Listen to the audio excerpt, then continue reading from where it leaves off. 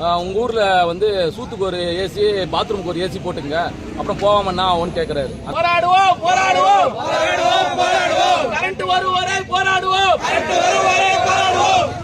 திருவள்ளூர் அடுத்த மணவாள நகர் அருகே வெள்ளரித்தாங்கல் கிராமத்தில் 20 நாட்களாக நிலவும் மின்வெட்டு பிரச்சினைக்கு தீர்வு காண கோரி சென்னை திருப்பதி தேசிய நெடுஞ்சாலையில் பொதுமக்கள் மறியல் போராட்டம் நடத்தினர். மின்சாரம் இல்லாமல் குடிநீர் தட்டுப்பாடு ஏற்பட்டு பள்ளி கல்லூரிகளுக்கு செல்லும் மாணவர்கள் மிகுந்த சிரமத்திற்கு ஆளாகி வருவதாகவும் கூறினர்.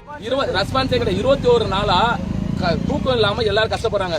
அதுவும் இல்லாம ஒரு 3 நாளாவது தண்ணி பிரச்சனை வேற வந்துருச்சு. இந்த லோ வோல்டேஜ் வந்ததால கரண்ட்டும் போயிடுச்சு, மோட்டர் பத்தியும் போயிடுச்சு. அதனால 3 நாள் தண்ணி இல்லாம வெளியிருந்து டேங்கர்ல இருந்து தண்ணி ஊத்துற நிலைமைக்கு வந்துருச்சு. மறியல் நடைபெற்ற இடத்திற்கு விரைந்த மணவாள நகர் போலீசார் போராட்டக்காரர்களுடன் பேச்சுவார்த்தையில் ஈடுபட்டார். மின்சாரம் முறையாக வழங்க நடவடிக்கை எடுக்கப்படும் என உறுதியளித்ததை தொடர்ந்து சாலை மறியல் கைவிடப்பட்டது.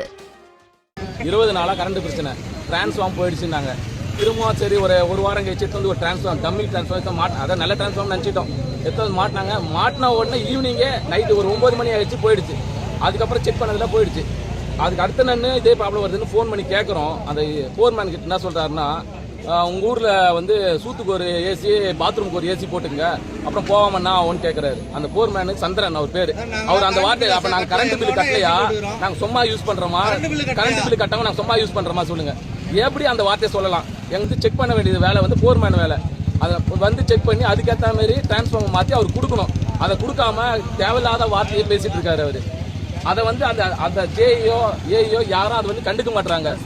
ரெஸ்பான்ஸே கிடையாது. 21 நாளா தூக்கம் இல்லாம எல்லாரும் கஷ்டப்படுறாங்க.